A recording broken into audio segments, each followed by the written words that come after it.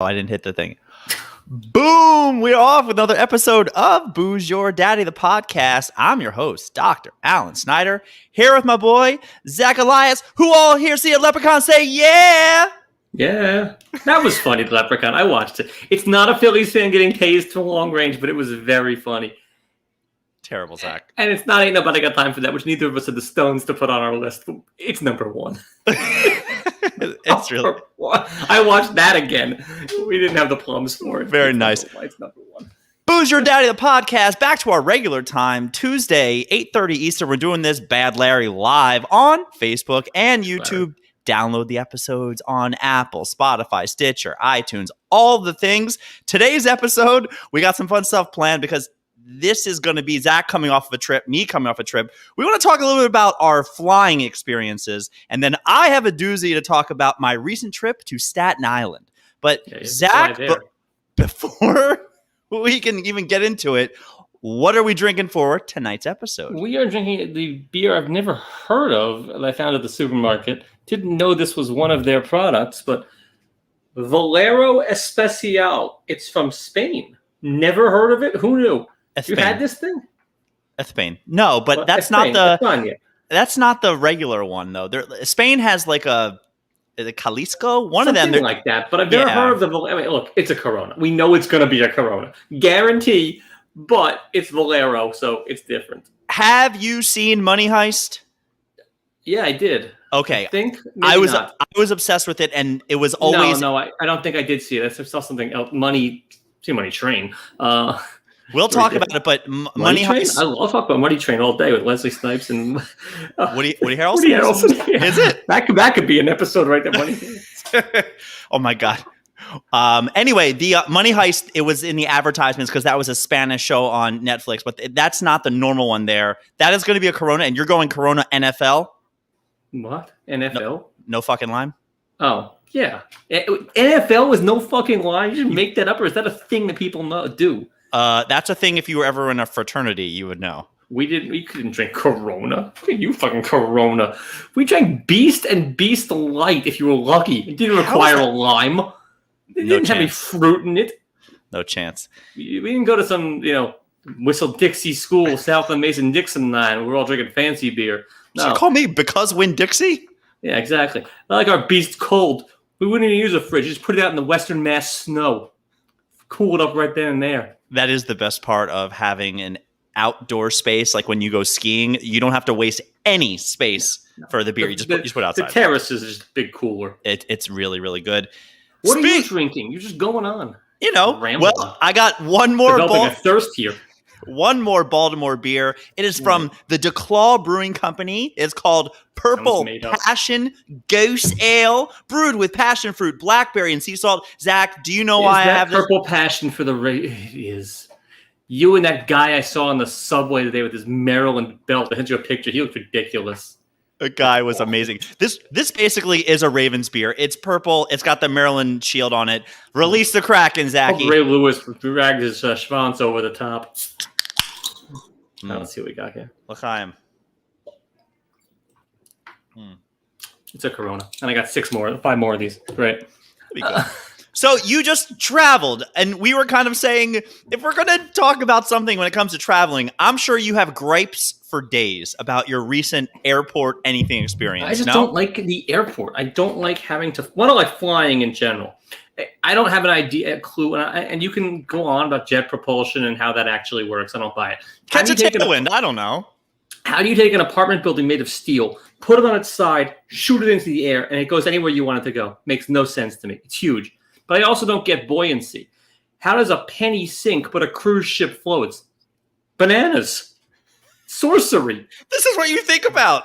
Well, I got time. But yeah, that's sorcery. How you've got time, but I got time. I'm actually, this is, of all the things you've ever said, this is the craziest thing you've ever come up with. This is like the first time I've been like, what are you doing with your time? What do you mean what I do with my time? A pebble this big sinks. You don't know. But a giant jumbo filled with oil or crabs or whatever they're putting in those tankers. Crabs. Yeah, I watched Deadliest Catch. That floats. Get the hell out of here. Should sink. Anyway, I don't love the airport. I don't love flying. I don't like any of the thing I get. So like again, if I had to do, and this goes back to what superpower would I have? Teleportation. I do not like the preamble of the flight. Any of that like noise for the first, that 2 to 3 hours to get there early. If you could just walk up to the airport like the old days, buy your ticket, get on the flight, I'm fine.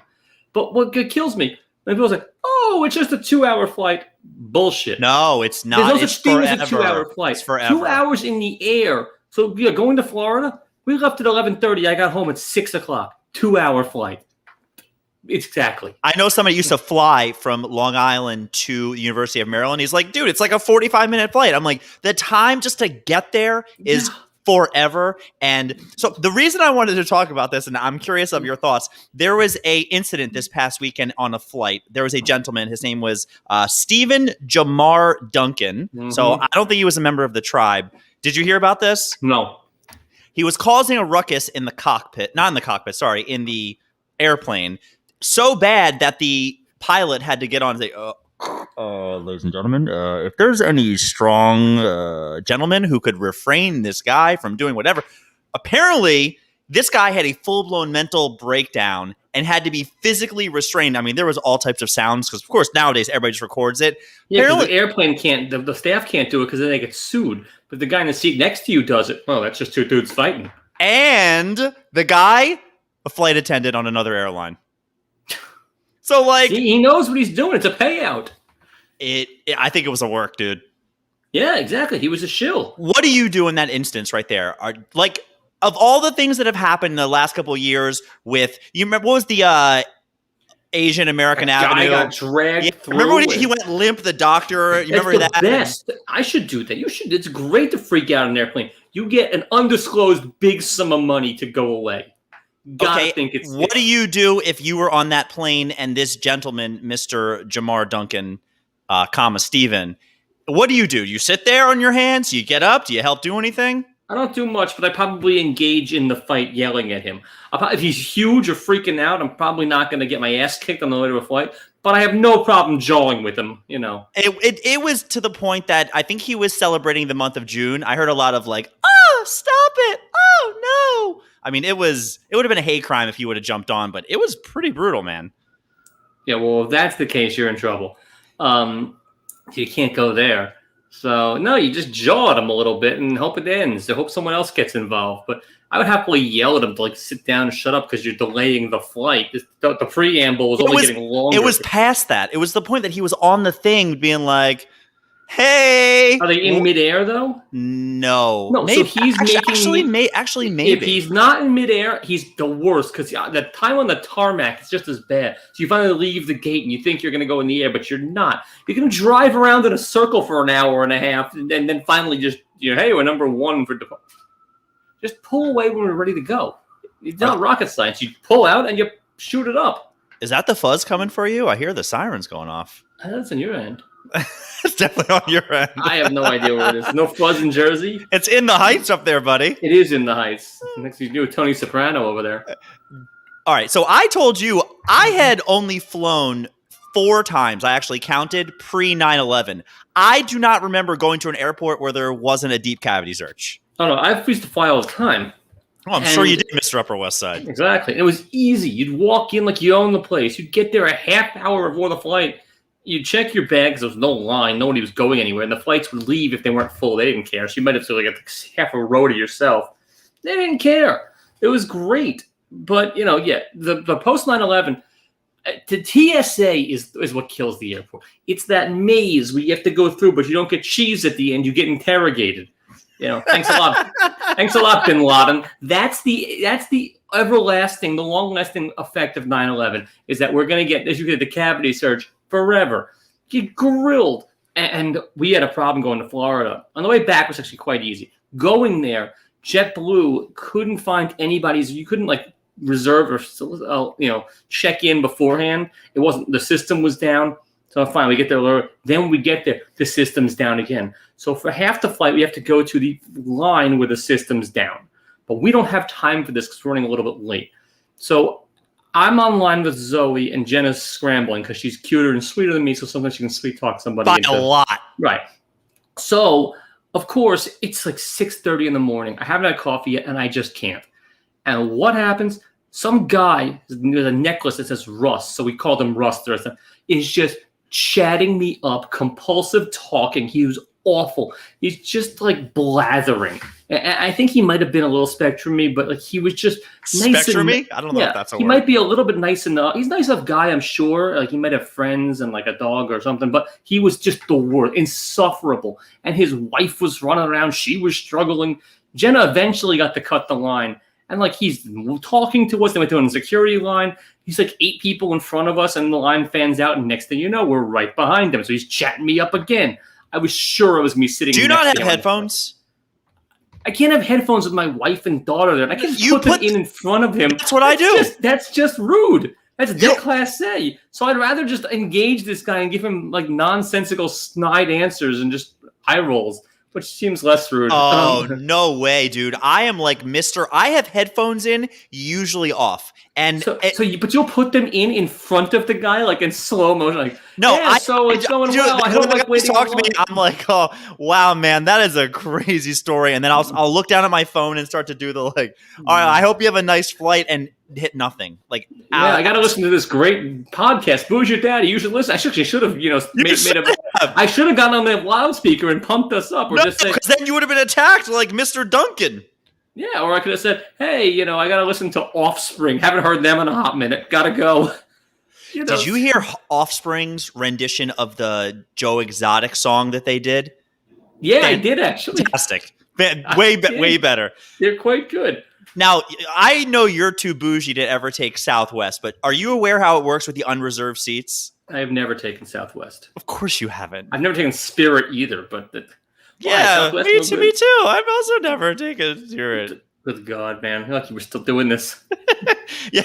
Anyway, I have an uncle. He will be, let's just call him Stephen S. No. S. Simon. Okay, we'll call him S. Simon. Right. And he used to fly all the time for work. And you know how Southwest works where it's unreserved seating. So you basically just, boarding group A goes in first and you pick your seats. He would always be one of the first ones and he would take a front seat. That way you're one of the first people off. Yeah. And then if the flight isn't full, usually people fill up the middle seats first, on an unreserved flight.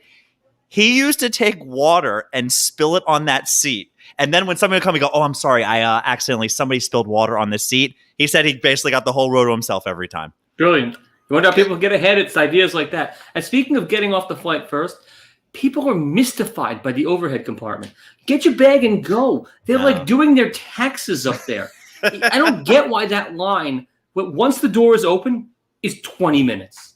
No matter where you're sitting, 20 minutes at least. It's just like they can't get their stuff. There's a family of 9 that's in like 4 rows that are just bags everywhere. It's not hard. Pull it down. You took you 2 seconds to put the bag in there. Gravity works, so it's easier to come down. So get out. Are you let the person behind you get in front of you, or it does not matter? You are sitting in. I am the row in front of you. No chance you're passing me. No chance you're passing me. I stand the second it's up. Just a block. Just a block. Well, because I need to stretch my legs, but yeah, and I have to be aisle. I'm nuts if I don't have aisle. Your little legs, you don't have any problem. Well, whatever. I pee a lot, so I have to be in the aisle anyway, or else it'll be just disturbing. But Jenna and Zoe were, middle. Jenna, of course, sat middle, and Zoe was window. Jenna sat bitch. But yeah, the second the thing pulls in, I'm up there unloading so that I've got like a barricade of bags and me. So whenever it's my turn, I'm shooting straight out. Gone. Go on. Next question, Your Honor. And by the way, when they land, what really gives me the red ass. Oh, I have a gripe of all gripes. Oh my God, Zach. On my top 10 things that annoy me more than fucking anything, when the plane lands and people clap. That's mine! Oh my God. Why do you applaud the pilot for doing his job? Nobody applauds me at the end of the day. They should, but they don't. Oh my God. It's insane. Why the hell are they clapping? They can't hear you. What? They can't hear you, and they're doing their job. They just did their job. And I don't applaud the guy at McDonald's for giving me the food. You should. I should. Maybe I should. When they get their order right, it's far less frequent than a pilot doing their job right. That's true. And whether or not they could hear, if the flight was like hell and it was 2.5 hours of flying through a monsoon or like gale force winds or a twister, fine. Maybe I give him a little, something for the effort. I'm not tipping him. Why the hell am I applauding him? What's the like a tip jar? I am so with you. It bothers me. It makes me nuts. What? Why? All right. The other thing I wanted to ask you. Scene. Scene. Going through the security. Mm-hmm. You're a straight white male. Yeah. They've never fucked with you, right? Ever? No. Never, no. Right? What am I gonna get? I'd be a great, security risk. And are you with me? You speak when spoken to. Get me through this. I don't make jokes. I don't do anything. I don't see a damn thing. Not a thing. And I don't wear any metal pants or a button. I wear warm-up pants and like a shirt like this. Nothing that's gonna set off the alarm. I walk through there cock strong. I never set the thing off. Meanwhile, like my mom has rings everywhere. She's there for hours getting wanded down. She's got to go in the little room, pull to the side. It's mortifying. I walk through there. Having met your mother, I feel like she's the type of person. She's like, "Did I do something bad, officer?" No. She'll mouth up. Whoa, what? Well, I can't wear rings. Like she'll like engage with. That's where you get it from. Juanita, who's just wanding her down. Juanita. Hey-o! Knocked it out of the park. Yeah, she won't just keep her mouth shut and just let the wand happen. No, she's gotta like, come on, let's go. What are we doing? This takes too long. I can see that. Just bites the person's head off who's not having it. I saw a guy one time. It was so racist where it was basically like, go. And then they grabbed this Asian man years ago and they did a pat down on him where I'm telling you, they were taking victory laps. It was up and down and up and down and then around. And I was thinking, oh my God. And the guy was just standing there terrified, right? Because you can't say anything. This is one of those white privilege things that I totally see every time. Well, cops never check my bag and you never even look. Even when they do check my bag like a ball game, it's just like, okay. Which makes me think that I'm not, intimidating enough for them. Maybe I should start some shit. So I had to go to Staten Island the other day for a doctor's visit. It's not even worth getting to, but two things happened that are very worth reporting. What Goomba doctor are you going to in Staten Island? She's actually Israeli, so that's how you know she's good. She has an office in the city, but that's more of a schlep, if you know what I mean. I do. So two things happened. The first was that deep into Jersey where Staten Island is closer than Manhattan. Staten Island is 15 minutes from my house. That's just, I wouldn't tell people that. There was a lady in the waiting room who was in charge of the whole, how everything worked. Whatever Katie Sherman just said, I hate when girls say that to me. What? You came? So I get there and I have all the time in the world. When I'm driving, I go the speed limit. I am so cool, calm, and collected these days. And I am in this waiting room and this lady, hi, sir. And they have all these Italian mobbed up wives that are just chirping at this lady. And she just was so cool, calm, and collected. And she said, ma'am, I'll be with you in 1 second. And she comes back to me and I said, you can just take care of her. And she gives me like, no, sir, I'll be with you. I have the patience of a saint and would have ripped this Goomba's asshole open. She was ridiculous to the point that when this nice lady walked me to where I was going, I looked at her and I said, you need a raise. And she just said, what? I said, seriously, whatever they're paying you is not enough. You're doing a great job. I don't know what your secret is. She goes, it's Jesus. I found Jesus. Really? Where was he? He's always the last place you look. Like, so you didn't ask her where he was? That would be always the next question. I found Jesus. Was he under the couch? The other thing that happened, which I want to know, and whoever can verify this. So I had to park around the corner because my Jew face is not paying to park at a hospital when you're in a neighborhood and there's all this parking around. Pay for a hospital? So pay for a hospital parking. If you're shot, they'll valet you? There was a valet there. No bullshit. What fancy hospital is a valet? Dude, Staten Island, there's money for days there. I know there is. It is. You know what the hospital. I have a friend there. He told me the reason they will never approve a subway to Staten Island is to keep it like that. I was like, what are you saying? He goes, exactly what you think. Yep. I was like, oh, okay. Mm-hmm. So meanwhile, I am now walking 2 blocks to this hospital and I turn a corner and I saw Thanksgiving dinner for next year. Did you know that I took a picture that they have wild turkeys that were about 25 to 30 pounds walking around Staten Island. That's Gomorrah. Do you not? They have the little goiter and everything. Look at these fucking turkeys. What kind of town is this? That's This is just on the road, Zach. I was like, look at that fucking turkey. Then it just means you got Wu-Tang, turkeys, valets at hospitals. Anything goes there. Oh my God, dude. I was like, wow, I did not know that. Like, did you know even turkeys walk around in a city like that? No. I saw a turkey in the wild was on a golf course in Rhode Island, and it scared the hell out of me. Wow. So that was my trip to Staten Island. Before we get to trivia, because it's a doozy, Schmuck of the Week this week, I'm giving you one story. You get to pick the schmuck. In the story, so of the characters here. Yeah, I'm only giving you Cliff Notes, and you can go from there. When you're in high school. A Texas woman was arrested this past week for going to her daughter's middle school and impersonating her as a 13-year-old. Who is the asshole in this story? Is it the mom, the daughter, the principal, the teacher? My mind blew up when I heard this story. Why would it be the daughter? The mom went to school to impersonate the daughter. Yes. Then the mom. The mom's the asshole. I think. Why did she go? I need more. You know I'm a whether my stand-up career ever blows up, I'm a headliner. I read the headline and that's it. No. I gotta go deep dive in. If you're gonna give me a whodunit, I need all pieces. I like to play Cluedo. It says she impersonated. So my take is whoever the first person that let her in that building was and didn't say something like, that is insane that a mother could impersonate a daughter. Hot mom?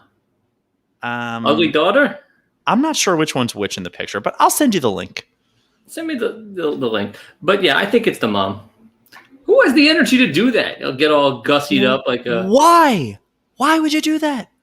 So it made no sense. Just for there's probably a reason. Maybe the daughter didn't take a test and was sick, or at the clap, or things happen. It's got to be detail. I need below the lines. She got the clap. Would you go? Would you impersonate a child of yours because they got the clap? Would I impersonate Zoe, take a test for her if she had the clap? Absolutely. Did you have anybody in high school and or middle school who disappeared for a year and then came back and was like, oh, I was just, traveling, seeing the world? No, we went to different high schools. I didn't go to Spiro Agnew High. All right, Zach, it is trivia time, and I'm very happy with this trivia. So another story. You've been real hard about this one. It made me laugh. Great, so I'm overselling it. 30% sure. Father's Day is this weekend? Yes, it is. Oh, okay. All right. Well, for somebody who doesn't celebrate that, because... And I'm celebrating it by seeing the Foo Fighters. Hanging out with my kid. Oh. No, they're good. Okay. Whatever you say. They're great. Yeah, old man. So let's start off with another story that I saw. Father of 89 kids, quote, the world's largest family, died at age 76 in India this past week. What a coxman. 39 wives, only 33 grandchildren. Holy hell. What's the question? That's no question. I'm just telling you that. Trivia. No. I saw that story and was like, you know what my question was? How can you afford that? How can you afford 39 wives? Oh, they're brutal. I'll clean you out. One wife's enough. I mean, all right, realistically, let's play here. Ideal world. Yeah. I don't think I could tolerate more than 4. He's a male lobster, this guy. He's a female lobster. Shooting it everywhere. They're lining up for him. That is insanity. 39, meaning you basically don't sleep with the same wife for over a month. Yeah, that sounds great. But, how do you meet 39 people? I haven't met 39 women in my life who want to talk to me. J-date. I don't know. J-date? I date? I date. Yeah.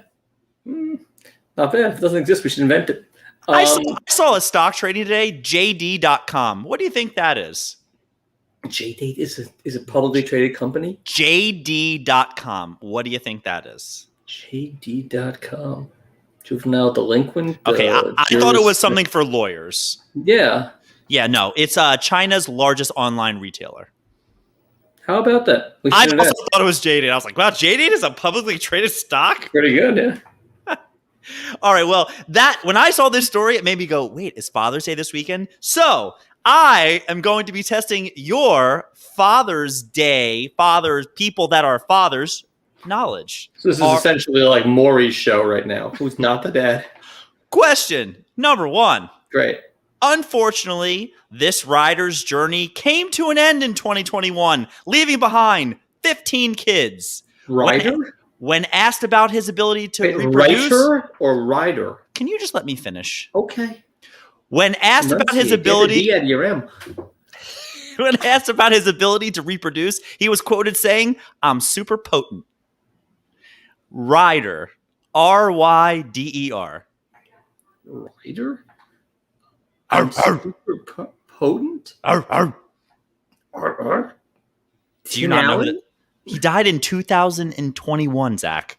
Tim Allen is alive. Ish alive. I have no idea who. DMX? Yes! What the hell's a rider? Rapper? Rough Rider, Zach. You are the whitest person ever. I'm pretty white. That was really bad. I don't go by rider. And wouldn't it be R-I-D-E-R? No, Rough Rider's anthem, I think, is R-Y. I could be wrong.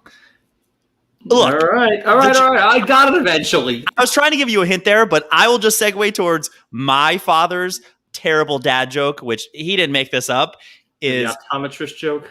No, a gentleman is going to get a vasectomy, and on the way to get ready that morning, he puts on his nicest Sunday best, a suit, a tie, everything. And his wife looks at him and says, "What are you doing? You're going for surgery for a vasectomy." He goes, "If you're going to be impotent, you got to look impotent."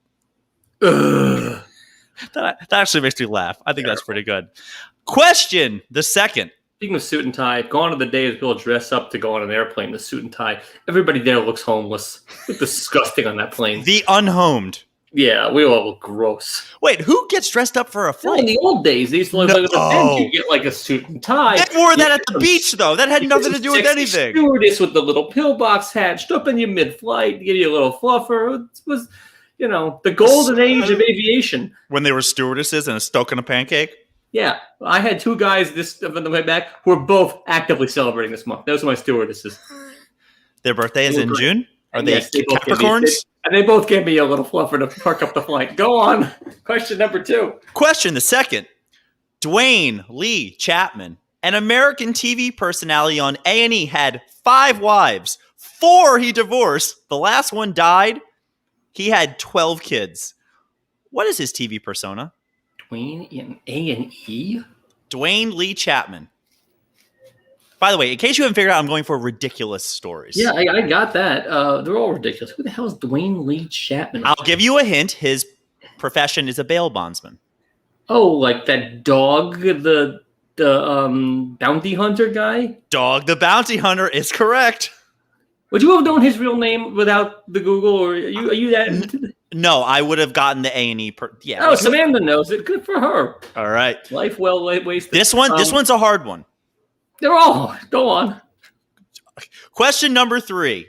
George Foreman of grilling fame has 5 sons and 7 daughters. I need in order the name of all his sons. All 5. I need in order. They're all George. And I think the daughters are Georgia or something like that. The daughters are not Georgia. So give me his 5 sons' names. George, and George. George Jr., George the Third, George the Fourth, George the Fifth, and George the Sixth. I had to give the numbers afterwards to make sure I'll give you half credit. That is ridiculous. I want 4/5 credit. Tell me.